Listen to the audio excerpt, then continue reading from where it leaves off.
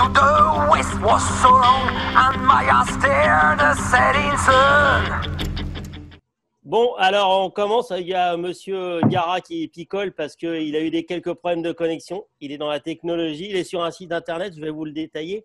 Mais bon, on a eu quelques petits problèmes. Donc, je vais faire je dis à chaque fois un tour de table, mais il n'y a pas de table, donc c'est ça qui est marrant avec Internet et avec Zoom. Donc, je vais commencer, je ne sais pas dans quel ordre, par Monsieur Gara. Donc, merci. On dit en anglais « Honor » de bikeelite.eu, un superbe site qui vend des pièces détachées pour des véhicules anciens, que je connais depuis longtemps. Névropathe, mais ça, de toute façon, je ferai le tour. Il aime bien les véhicules militaires, il aime bien les motos, il aime bien les autos, il aime bien les jolies filles. Il aime bien tout. Et puis, voilà, c'est un vrai ami, même si c'est un gros boulet sur un ordinateur. C'est vrai. Deuxième, c'est José Alves, qui est formateur, consultant formateur spécialisé auto et moto. Pour situer qui sait tout faire, il était directeur de si je ne dis pas de bêtises, de la concession Patrick Ponce sur l'avenue de la Grande Armée, une autre époque. Est-ce que Japoto? Japoto, pardon, c'est vrai, c'est le concurrent d'en face, pardon. Oui, d'ailleurs, je rebois un coup d'ailleurs parce qu'on emmerde la loi E20 ici. Hein, voilà. Et donc, voilà. Et puis, c'est une avant-première, pour ceux qui ne le savent pas. Il a créé un site internet qui s'appelle Lead to Ride et qui est destiné à supporter, aider les concessionnaires moto sur la gestion globale et en particulier sur tout ce qui est VO moto, qui est très intéressant aussi. Et c'est pour ça. Et on a fait des formations ensemble et c'est un mec bien.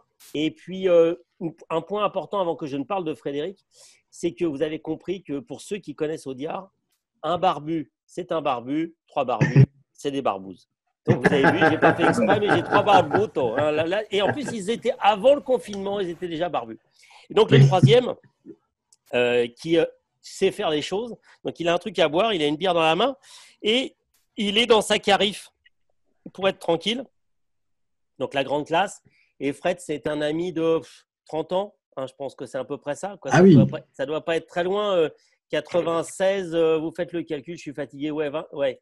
Donc voilà, ouais. Et un grand névropathe, il a une anecdote, vous allez comprendre que c'est un mec qui est très carré, donc il travaille dans une très grosse société qui fait de la location longue durée, il fait des calculs, il est hyper sérieux avec des choses, avec des grosses responsabilités, mais par contre, dans la vie privée, des fois, il y a des choses, quand ça touche le véhicule, il a des petits problèmes psychologiques. Et donc, tiens, justement, je vais commencer avec toi, et puis on parle d'auto, de moto, de tout ce qu'on veut. Et puis, moi, ce que je veux, c'est que tu parles de scooter, parce qu'on n'a encore jamais parlé de scooter sur Apéro Auto. Et dans une autre vie, tu les as toujours. De toute façon, il y en a un qui est juste derrière. D'ailleurs, je le vois. Ouais, on voit un petit scoop derrière, ouais. Le Lambi. Ouais, c'est quoi? C'est un Vijay. Il vient d'Inde. Bien. Voilà. Bon, voilà. Donc, on est dans l'ésotérique. Donc, tu nous racontes, je ne sais plus si c'est celui-là ou c'est le Lambretta que tu avais remonté dans la nuit. Raconte-nous un peu et puis ce qui est arrivé après.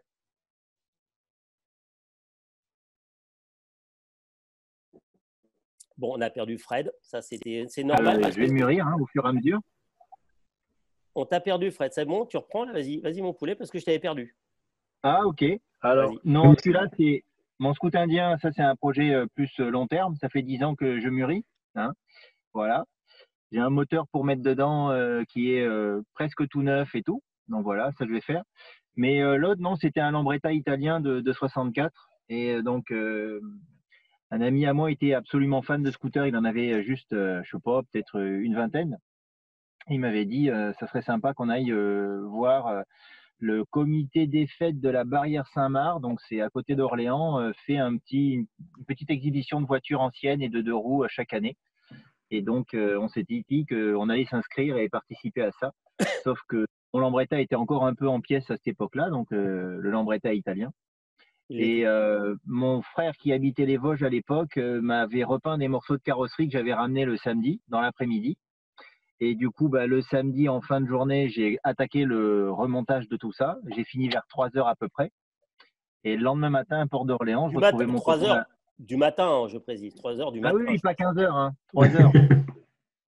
Et du coup, 4 heures plus tard, je retrouvais mon copain à Porte d'Orléans.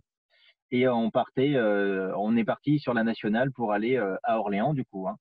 Et le truc, le Lambretta, je crois que j'avais dû faire quelques tours dans Paris, mais c'est tout. Je l'avais jamais fait rouler avec toute sa carrosserie et tout le reste, donc j'avais pris une sangle au cas où. Sachant que le copain, lui, c'était son scooter de tous les jours. C'était une Vespa, un GTR, mais avec un moteur de T5 à l'intérieur. C'est un modèle un peu plus sportif chez Vespa. Et on fait notre route. Donc, plutôt bien. On s'est fait frôler les miches par des motards à un moment donné qui ont dû trouver ça drôle sur le moment. Nous, un peu moins. La journée se passe nickel, pas une panne, rien, super. En plus, moi, j'avais mis un petit pantalon beurre frais, donc il était exclu que je m'agenouille ou que quoi que ce soit. Voilà. Et un peu l'esprit mode, un peu, hein, pour ceux qui connaissent. Ouais. Le circuit était sympa parce que c'est 2 ronds-points qui neutralisent et du coup, ça fait une forme de bielle. Et donc, on fait un tour de rond-point, une ligne droite, un tour de rond-point, une ligne droite. C'était assez sympa. Nous, comme nos scooters, c'était des 2 temps avec un pot de détente, un carburateur, ça marchait assez bien.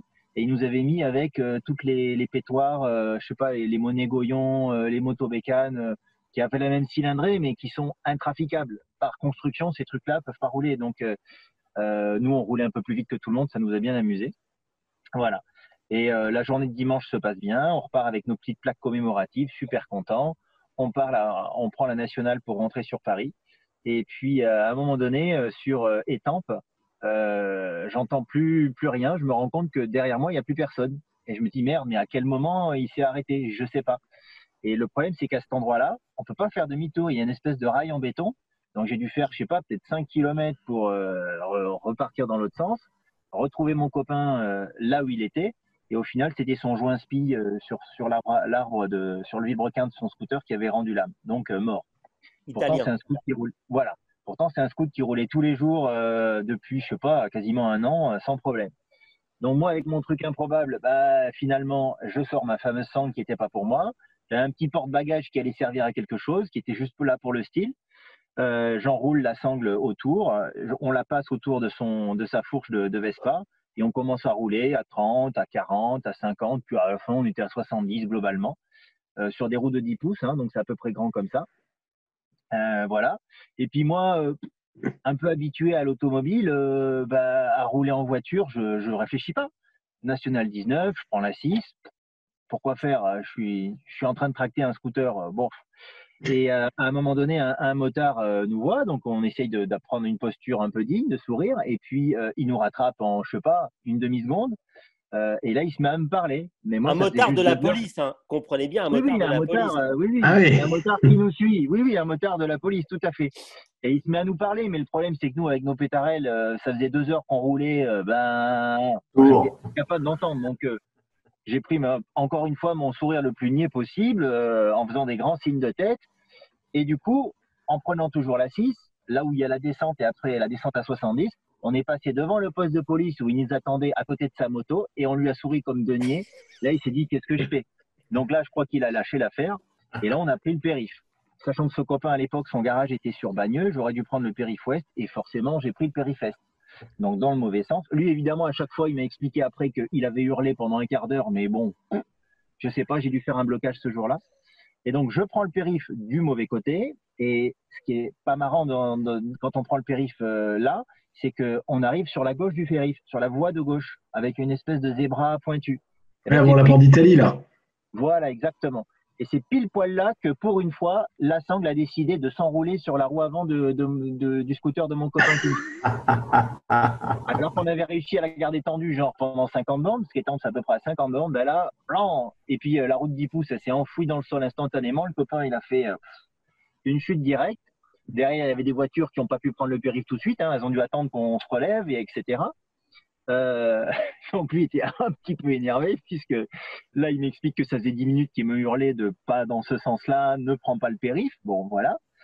Et on a fini par remettre ça d'équerre à peu près. Je l'ai retracté. On a réussi à retraverser les voies sans se faire avoir par une voiture. On a ramené la voiture dans son box de l'époque. Et puis là, j'ai jamais retrouvé cette photo. Elle doit être dans un disque dur quelque part, où il monte son coude et il a juste tout le coude qui est rouge, quoi. Voilà. Donc là, c'était une assez longue journée et on a cumulé un peu le nombre de choses un peu à pas faire ou à éviter. Voilà. Et ce scoot, du coup, je l'ai toujours fait rouler comme ça. Je n'ai jamais ouvert le moteur. Il a toujours été impeccable. Donc, comme quoi, hein, Comme quoi, Des quand fois, faut pas quand toucher. non, mais c'est un mec qui est responsable, qui a des enfants maintenant, etc. Mais bon, voilà, Ah quand oui, tu mais le pas à l'époque. connais, tu t'attends pas à ce genre de dérive. Mais en parlant de dérive de psychopathe, José, sur le fait, toi, c'est plus sur. Là, on va reparler sur un. On Je reviendra peux sur un autre intervenir sur niveau. le scooter là ou pas, Ouais, vas-y. François? Ouais. Je ne sais pas, Fred, si tu connais le Cushman. Oui, oui, le scooter Alors, qu'on a pris vu comme scooter de débarquement à tort un peu. absolument, qui n'a jamais été celui du débarquement en l'occurrence. Donc, j'ai eu le plus petit véhicule de l'armée américaine qui avait libéré l'Europe. C'était dans mes moyens financiers déjà. C'est plus facile qu'un Dakota ou un Sherman. J'ai acheté à un moment donné un collectionneur qui avait entreposé ça quelques années, un Cushman, qui est aussi un petit scooter, qui était dédié à l'armée américaine. Il y a 4200 qui ont été fabriqués, qui était aéroportable et qui était à 350 cm3 de mémoire et de vitesse. Et j'ai acheté ça, je l'ai remisé.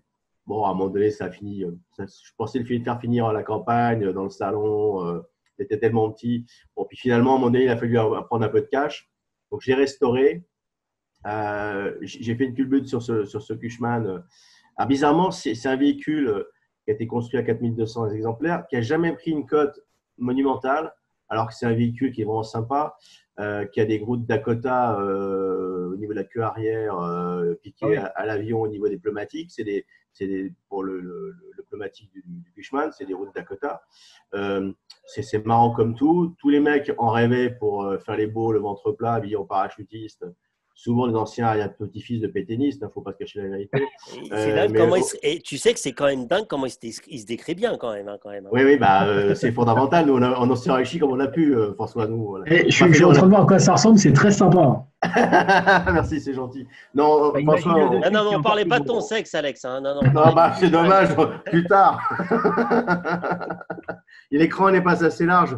Fisher Ice. Non, mais ce véhicule était super sympa. J'ai failli acheter un Sherman à un moment donné, mais bon, ça n'a pas suivi. Mais ce véhicule était le plus petit, on le voit souvent dans les musées. C'est un très bon souvenir. Tous les gamins rêvaient de l'avoir pour les commémorations parce que, bon, après, quand il faut mettre le pognon sur la table, il y a moins de monde. Et puis, je l'ai vendu. Mais c'est un très bon souvenir. Je l'ai restauré de façon historique. Et c'est vrai que j'ai fait rouler à mon fils Mathias. À l'époque, il devait avoir 13 ans. Alors, le concept était simple. Tu t'éclates, mais tu éclates la machine, je t'éclate aussi. Parce que je l'ai restauré à fond pour le vendre, mais c'est sa première expérience à lui. Voilà, bon, Alex, comme du coup, là, tu nous as tout coupé sur ma transition tu magnifique. sais comment je suis. Hein, moi. Non, mais voilà, donc du coup, comme c'est toi qui parles et qui monopolise un peu l'attention, comme gentil. tu parles de ton fils, on va parler de sa génitrice. Et tu nous parles comment tu l'as draguée, parce que franchement, elle avait quand même des problèmes psychologiques déjà à l'époque quand même, parce que pour que tu la dragues avec la caisse, il faut que tu reviennes sur le sujet.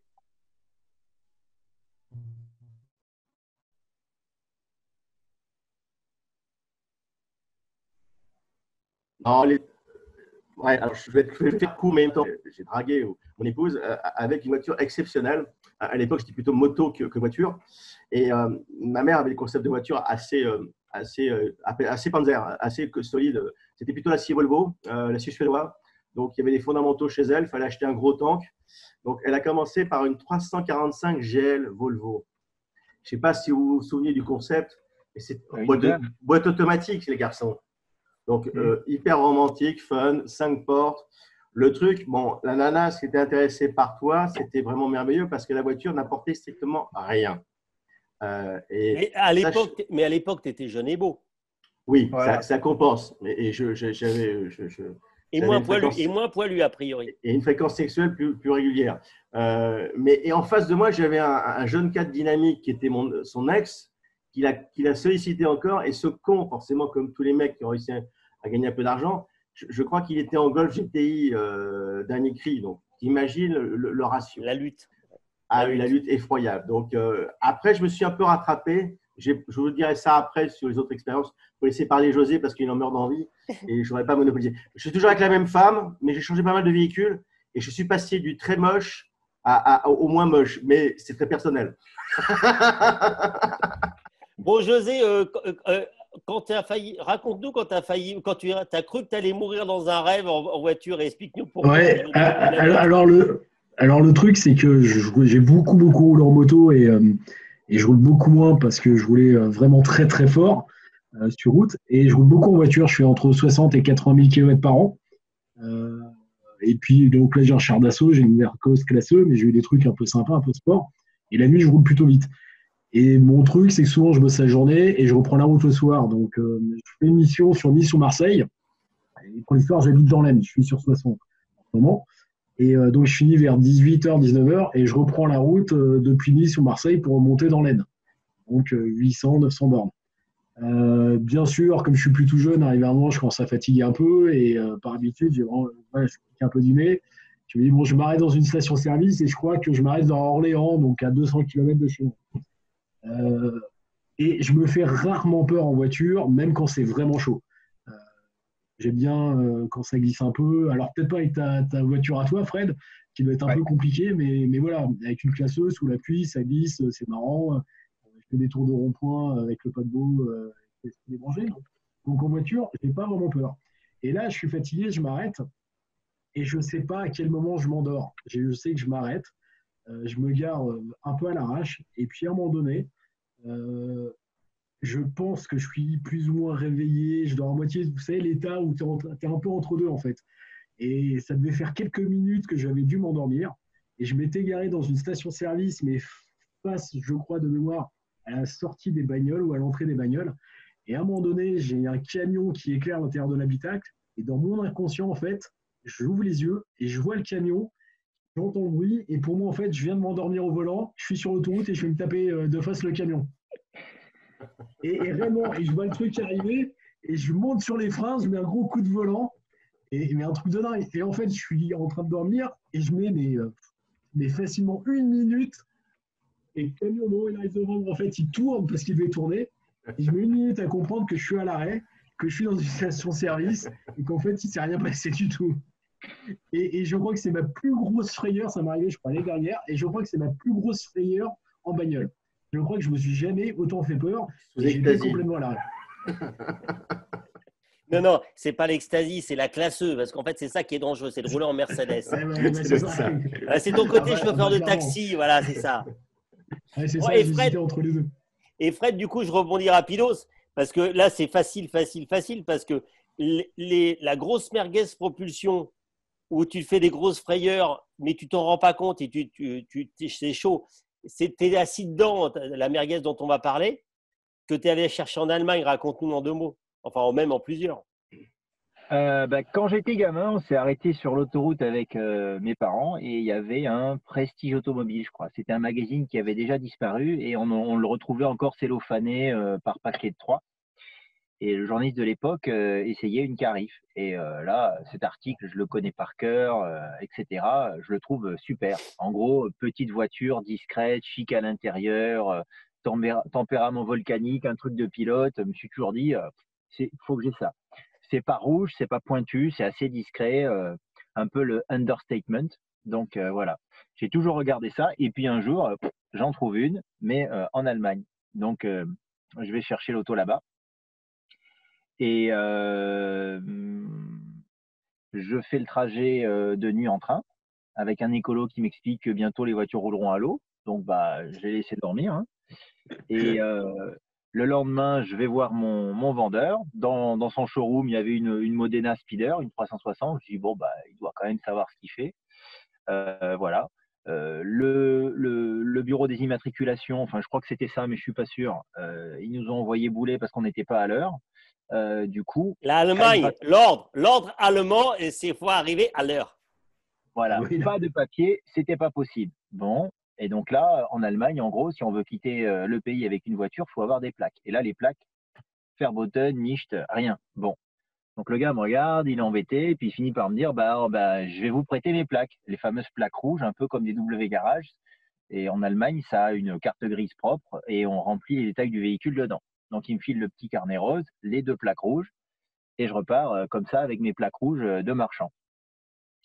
Le but du jeu, c'était d'aller de Berlin à Francfort, de Berlin au Nürburgring, parce que c'était en août pour le Oldtimer Grand Prix Festival, si je ne me trompe pas dans le nom. Et là, faut vraiment y aller une fois dans sa vie autour du 15 août. c'est là où j'ai vu, je sais pas, une quinzaine de DeLorean alignés côte à côte, une trentaine de Cobra, enfin, toutes les psychoses de la bagnole sont là. À part l'Angleterre, je connais peu d'endroits où c'est un tel nid à bagnole. Et sur la route, donc je suis Francfort, nickel, sauf que j'ai réappris ma géo à ce moment-là parce que je me suis rendu compte qu'au bout d'une demi-heure, je suivais Francfort am Main et pas am Rhein ou un truc dans le genre. Donc j'étais pas vers le bon Francfort. J'ai appris qu'il y avait 2 Francfort. Voilà. Donc je fais demi-tour et puis là, la jauge à essence, elle commençait un petit peu à baisser et puis je vois des stations Aral. Aral, je vois pas ce que c'est. Ils n'ont jamais gagné rien en Formule 1. Moi, je m'arrête que pour un pétrolier, du Shell, C'est un peu truc comme qui Jacques marche. Brel avec les santons. Voilà. Et au bout d'un moment, elle commence à faire un peu des à-coups. Et c'est une auto où il n'y a pas de flector, il n'y a pas de caoutchouc dans la transmission. C'est du vilebrequin jusqu'aux roues arrière. C'est tout de dent à dent, de pignon à pignon. Donc, quand tu as fait des à-coups, c'est vraiment violent. Bref, ça me panique un peu. Je me gare aussitôt. Et là, je me mets en quête d'une bonne âme charitable avec le peu d'allemand que j'ai réussi à retenir de l'école. Et au final, un Allemand veut bien me dépanner. Donc, il me montre son véhicule. C'était un Cayenne. Donc ça venait tout juste de sortir. On était en 2003. Donc, je monte dans son char d'assaut. On va à la station essence. Là, je m'achète un bidon. Le seul qu'il y avait, il était rose. Donc, il me fait schöne Farbe. Oui, jolie couleur. Te fous pas de ma gueule. Tu crois que tu avais une ouverture avec le teuton ou pas avec ton arrosoir rose? Je sais pas. Il avait tout le temps une sucette à la bouche. J'avoue que sur le moment, j'y ai pas pensé. Mais bon. Et au final, pour l'anecdote, ce canister, puisque c'est le mot allemand, si un jour ça vous arrive, moi j'osais pas dire tank, j'avais peur que ça rappelle des souvenirs, donc j'ai essayé de trouver un mot autour de réservoir. Donc j'ai pas dit tank. C'est pas ma marque préférée. Voilà, exactement. Et donc ce jerrycan est toujours dans le coffre, il est effectivement rose, mais honnêtement, c'est à peu près le seul que j'ai où je me suis jamais fait pisser une goutte d'essence. J'attends encore de trouver ça sur le marché. La fabrication allemande d'avant-guerre. Voilà, exactement. Et au final, je remets de l'essence dedans et puis j'arrive au Oldtimer Grand Prix et tout se passe bien. Mais comme à l'époque, je ne connaissais pas encore ces voitures-là, je roule un petit peu. On est en Allemagne, c'est illimité, donc je me dis je peux au moins rouler à 180. C'est le maximum du français moyen, donc je me dis je m'autorise ça. Et c'est vrai que dans les grandes courbes, elle élargissait, quoi, un peu comme si elle s'ouvrirait. C'était un peu bizarre. Et après coup, en fait, l'amortisseur avant était complètement mort. Il avait plus du tout d'huile. Et François, tu avais roulé un peu à côté de moi sur la 6 à un moment donné. Et on n'était qu'à 110, puisque là, on était en France. Et il ne voyait pas la roue, en fait. Elle driblait tellement qu'il ne la voyait pas. Et c'est marrant parce qu'au volant, c'était pas violent. Le volant se coupait pas c'est un Pullman. Voilà, elle m'isole de la route. Un peu comme une DS, tu vois, ou une ESN, je sais pas. Je crois me souvenir que je l'ai vu au même endroit. Je pense que c'est toujours un problème à cet endroit-là, c'est-à-dire dans la grande courbe de la porte d'Orléans, en fait, où elle driblait comme ça. Je pense qu'il doit y avoir il y a un signe indien, à mon avis, à cet endroit-là. T'es maudit quelque part par rapport à ça. C'est ça, exactement. Et donc, comme on parlait de la fabrication d'avant-guerre, moi, je vais parler à Alex parce que la fabrication d'avant-guerre, je vais faire la sortie de son histoire, c'est-à-dire que donc il va raconter quelques éléments par rapport à un véhicule qu'il a acheté. Mais rassurez-vous, il n'est pas allemand, mais il est en panne dans un garage. Il a besoin d'un ami, c'est moi, pour le sortir avec mon véhicule à moitié anglais, à moitié allemand, parce qu'il ne marche plus. Donc, c'est quoi ta merguez dont tu voulais nous parler? Non, je suis en panne depuis 6 mois, je n'ai pas le temps de m'en occuper. J'ai restauré pendant X temps une Jeep Ford de Hurley de 1942. Et je l'ai restauré top concours avec les meilleurs matériaux qu'on puisse trouver, collection, en faisant bien attention avec les caches leviers en caoutchouc.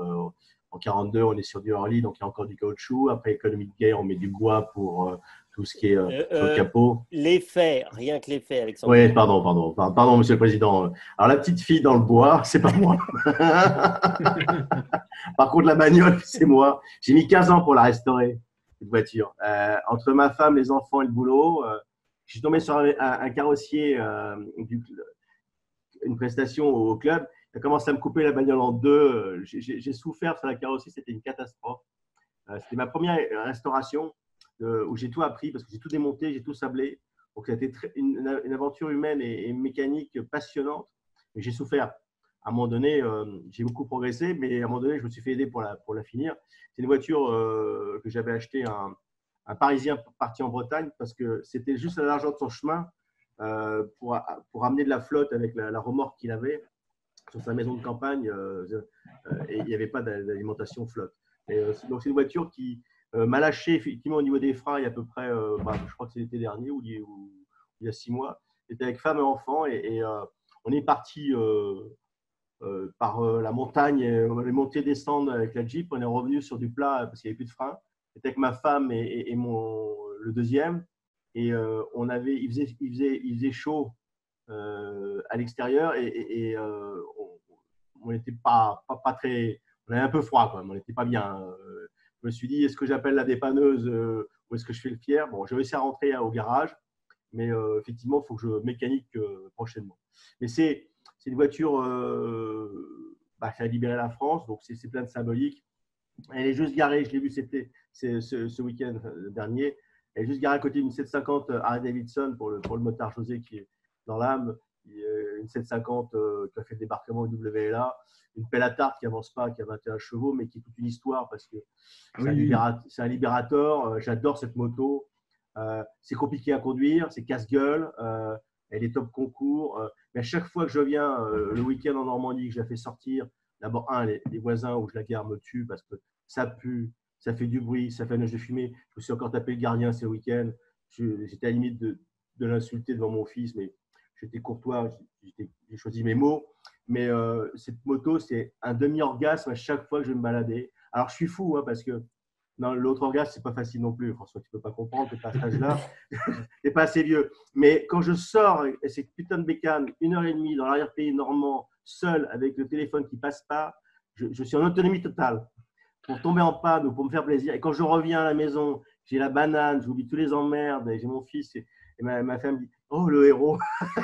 Mais j'adore cette bécane. J'adore cette bécane. Et moi, du coup, là, tu vois, je vais rebondir parce que, alors c'est une improvisation totale parce que José, je l'ai eu il y a 40 minutes et il ne savait toujours pas ce qu'il allait raconter. Donc, je ne sais pas ce qu'il va raconter. Mais il a plein d'histoires. Donc, Alex est allé sur la moto et donc sur une Harley d'avant-guerre.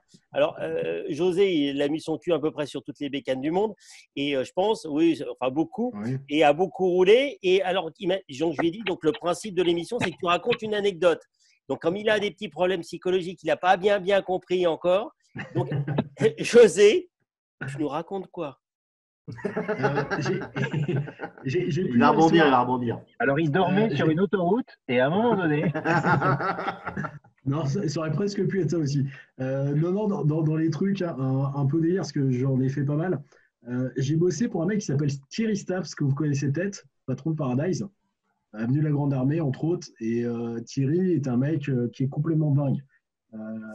Paradise, c'est quoi? C'est une boîte de nuit, c'est ça en fait? Non, Paradise Moto, avenue de la Grande Armée. Il est concessionnaire de toutes les marques un peu particulières, dès que c'est une marque. Toutes les marques haut de gamme.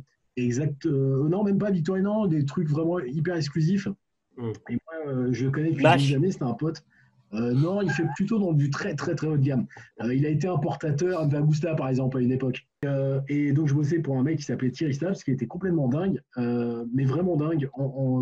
C'est un mec qui était extrêmement bon en termes de gestion et extrêmement taré sur plein d'autres choses.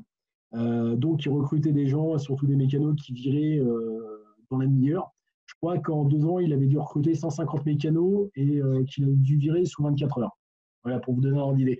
Et dans les histoires, on avait un mec, un Irlandais, qui était ingénieur, et Alan, et qui était un mec qui était extrêmement bon mécanique, mais qui ne parlait pas du tout français, et on le soupçonne d'être en France. À l'époque, on le soupçonnait d'être en France, d'être un réfugié, et il nous avait fait comprendre qu'il était recherché par la police anglaise. On pense qu'il faisait partie de l'IRA, par exemple. Une petite histoire. Donc, pas de permis valable en français. Alan, pour donner un ordre d'idée, c'était le genre de mec qui partait en essai avec les motos, il ne faisait rien, et de temps en temps, on se rendait compte qu'il avait les bras complètement écharpés. Régulièrement, en fait, il se mettait des boîtes avec les motos sans qu'on soit au courant. Donc, c'était du genre, il te fait un accident sur un GSX-R 750, 3-4 000 euros de réparation. On était place de la Bastille, il pleut, et il part sous la pluie, 1, 2, 3, gaz en grand entre les bagnoles, pneus arrière neufs, la moto en guise de partout, et tous les carénages étaient neufs. Il revient, donc tu l'insultes forcément, et il dit ouais, great, ouais, it's very funny. Et le mec, en fait, voilà, là c'était passé, puis de temps en temps, il mettait les motos par terre. Alors tout ça pour vous dire que à côté de ça, on se tournait la gueule, et c'était complètement délire. Et le lundi, en fait, on allait faire du bar-foot avec Thierry. On allait à Villeneuve-le-Roi faire du bar-foot. Lui aimait bien le bar-foot, et ses potes étaient champions du monde de bar-foot, machin, donc on faisait tout du bar-foot. Donc on se retrouvait pour le bar-foot, et un soir, on décide de… José, explique, moi je sais, explique ce que c'est en 2 mots, ce que c'est que le bar-foot. Ah, le bar-foot, c'est du ski nautique, mais sur les pieds et sans les skis. Je ne sais pas si ça vous parle. Et donc, si, on sait ce que c'est. On a l'air con comme ça, mais on sait ce que c'est. Ok. Et donc, on faisait non, arrête de manger, toi. Défends-toi, Fred. Ne laisse pas dire des conneries sur nous comme ça aussi facilement. Et à un moment donné, on se fait une soirée là-bas au bar-foot. Donc, Thierry a une concession à Boulogne, il en avait à Grande Armée, il en avait à Bastille. On se retrouve tous à Bastille. Et pour la petite histoire, on avait un mec qui était complètement con et débile. Et qui était un peu le mec à part, donc grosse lunette, un peu taré, un peu con. Et le reste de là-bas, en fait, on était vraiment des potes, mais dans le boulot, en dehors du boulot, et on décide d'aller à Bastille. Et ce gars-là, en fait, rêvait de rouler avec nous, parce qu'à l'époque, on roulait déjà un peu fort, mais parce qu'on roulait toujours entre nous, on roulait comme des cons. Donc, on part avec plusieurs motos. Alors, pour la petite histoire, moi, je roulais avec une moto qui avait plus de compteur, je roulais avec une Aprilia Futura 1000, c'était un moteur de RSV 1000, ce truc-là. Et donc, lui, il était content, parce qu'il se dit, putain, je vais pouvoir rouler avec eux. Donc on enchaîne, on part, on prend les quais. Donc déjà sur les quais, on manque de le tuer parce que le mec en fait voyait pas grand chose, donc il avait des lunettes à triple foyer. Donc il pensait rouler vite avec ses copains, sauf qu'il n'avait jamais roulé avec nous. Donc dès qu'on arrive sur les quais, je dis aux autres de se calmer parce que dès que ça commence à tourner, je le vois devant moi, il manque de tirer tout droit 2-3 fois. Alors on roulait pas super fort, mais par exemple j'avais Nico, un de mes potes, sur les quais qui roulait en TDM, tu avais les repose-pieds qui frottaient déjà un peu sur les quais si tu veux. Tu vois, ça commence à envoyer gentiment, mais ça envoyait. Donc on roule, on se fait tous les enchaînements, la 4, la 86, avec les motos qui bougent, qui frottent un peu, les repose-pieds. Donc le mec était comme un nain, il n'arrivait pas à suivre. Et on arrive à Villeneuve, pour Villeneuve-le-Roi. Tu sais, tu as une grande ligne droite quand tu arrives sur Villeneuve, à côté de Valenton. Tu as une énorme ligne droite et on s'arrête à un feu. Et l'autre, il est comme un fou, il nous dit putain, mais vous roulez comme des cons. Je lui dis non, on essaie de t'attendre parce que d'habitude, on roule un peu plus fort que ça. Sachant que moi, je n'avais pas de compteur, donc je ne savais pas combien on roulait. Hein. Et puis j'ai mon pote Nico, il fait vas-y, on va un peu l'énerver. Alors pour la petite histoire, on était tous en W garage, sauf qu'on n'avait pas fait gaffe, on avait le même W garage. On était à 5 motos avec 5 motos immatriculées avec la même plaque d'IMAT. Donc ça, c'est pour l'anecdote. Et t'as le Kermit, ce qu'on surnommait le Kermit, qui avait SV 650. Et donc on démarre à Pompadour et il part, mais gaz, donc on laisse partir. Et à un moment, on roule tous la sauce. Et je devais avoir l'une des motos les plus puissantes à ce moment-là. Et je ne sais pas combien je suis, mais je sais que j'étais en 6 et aux abords de la zone rouge au moment où je le double. Donc lui, je ne sais pas combien il était et je ne sais pas combien j'étais. Et en fait, j'ai mon pote qui passe à gauche et moi je passe à droite, mais on passe à ça en fait. Et le mec, on arrive au feu et je crois qu'il a tremblé toute la soirée. Donc il nous avait fait chier pendant toute la semaine, ouais, je vais vous montrer comment je roule. Et a priori, quand on l'a doublé, il était autour des 2,30, 2,40. En fait, il nous disait qu'il était à fond avec son truc, donc nous, on ne sait pas combien on était. Et le mec, en fait, s'est chié dessus, mais vraiment, il s'est vraiment chié dessus dans tous les sens du terme. Et on a été un peu con parce que je pense que moi, j'ai dû le passer à 2,40, 2,60 en gros. Mais on a failli, en gros, moi, mon rétro a dû toucher le sien quasiment, quoi. Et le gars, en fait, avec Arel, c'était à rouler avec nous. Puis à partir de ce jour-là, il n'a plus jamais voulu venir rouler avec nous. Il pensait rouler vite et voilà. Et nous, on était dans un truc normal, mais pour lui, c'était beaucoup. Donc si tu m'invites d'aller, j'ai compris que si tu m'invites à aller faire un tour de bécane avec toi, il faut que je me méfie, en fait. D'accord. Ouais, alors, j'ai arrêté la moto sur route en 2007-2008 à cause de ça. Parce qu'en fait, rouler tous les jours, je faisais 30 000 bornes par an par tous les temps. Je faisais un peu d'enduro à l'époque, qu'il pleuve, qu'il vente, qu'il neige, avec des BM, parce que j'étais chez BM à ce moment-là. Par exemple, sur le périph', toutes les courses du périph' avec un 1150 RT ou avec un 12 RT, toutes les courbes du périph', je faisais frotter les repose-pieds. Tu vois, tous les enchaînements, port d'Italie, machin. Voilà. Et j'ai arrêté parce que je me faisais plus peur et je savais que ça allait mal se finir. Et à l'époque, c'était pas bien. C'était pas bien du tout. Mais des même fois, aujourd'hui, hein, ça serait pas bien. Ah non, mais non. Donc, donc, du coup, j'ai arrêté. J'ai arrêté parce que ça a vraiment failli mal se finir et je n'arrivais pas à me faire peur. Et après, je me suis mis à la piste. Et ce qui est très drôle, c'est quand je me suis mis à la piste, je roulais quasiment moins fort sur mes premiers jours de circuit que ce que je roulais sur route. Ouais, mais Bah, c'est marrant parce que tu vois l'épisode d'Apéro Auto qui va passer la semaine prochaine, où il y a un copain qui est chez Harley et qui a fait la même chose, qui nous racontera son petit trajet pour aller aux 24 heures du Mans à 200 de moyenne et qui après fait de la piste et dit la même chose, c'est-à-dire que il ouvrait comme un sauvage et que sur piste, eh ben, il a fallu qu'il se réhabitue parce que c'était pas si évident que ça de rouler aussi balade que ça, quoi. Non, parce que sur piste, en fait, en moto, pour commencer à rouler vite, tu oublies les réflexes de la route, tu soignes tes trages et tu es obligé de déhancher énormément. Alors qu'en fait, sur route, tu mets tout par terre et tu ne sors pas le genou. Ça ne sert à rien. Et sur piste, en fait, tu commences à rouler vite quand tu commences à poser le genou, quoi. Quand tu rentres vers l'intérieur ton centre de gravité. Et le fait de prendre beaucoup d'angle sur piste, c'est contre-productif et c'est risque de chute. Bah, moi, je vais conclure avec une petite anecdote à moi. Je ne suis pas du tout motard, j'ai le permis, et donc j'avais un copain qui était fan de bécane et qui m'avait poussé, qui m'avait incité, et on est parti faire un stage de pilotage chez Chemarin, avec Chemarin, au Bugatti. Et donc j'arrive là-bas, et moi, comme je n'ai pas de prétention en bécane du tout, autant en voiture j'ai tendance à un peu trop à rouler, mais en bécane, je suis plutôt un vieillard. Et donc j'avais loué, parce qu'on pouvait louer ou venir avec sa bécane, j'avais loué un SV 650 justement. Que ça correspondait à mon gabarit et puis je ne voyais pas l'intérêt d'avoir un 600 ZZR, machin. Et j'arrive, il fait le brief, il dit, et d'un seul coup, il se lève, il regarde, il dit qui c'est qui a loué la 650 SV? Moi, je ne suis pas monsieur moto, mais quand tu as monsieur Chemarin qui te dit ça, tu dis bon, voilà. Et donc, j'ai dit c'est moi. Il me dit ah, ça c'est très bien parce que ce n'est pas prétentieux, tu vas apprendre. Voilà, donc on apprend, etc., à déhancher, à sortir, etc. Et le meilleur, c'est qu'il y avait un mec qui était avec un 1100 GSXR ou un truc comme ça, gentil, mais un peu bambant.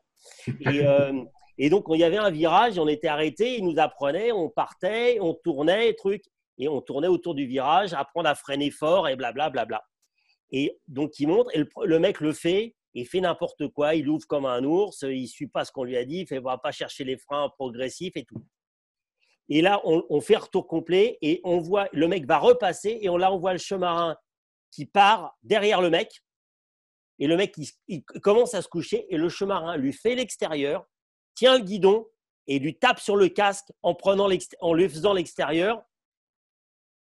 Et là, tu te dis, bon, moi, je suis peut-être facilement impressionné en bécane, mais tu te dis, le mec, il est parti, toi, il a tout pris. Tu vois, avec la 600 ZR, il a rattrapé le GSXR, il lui a fait l'extérieur, il a mis une énorme claque sur le casque. Il a fini, il lui a dit, bon, alors, tu m'écoutes, c'est qui sait conduire? C'est toi ou c'est moi? Et là, tu te dis, mais bon, je pense que ça existe. J'en raconterai une autre fois sur une Aston Martin avec Phil Hill. Il y a ceux qui savent conduire, il y a les gens qui sont des pilotes, et puis il y a les touristes.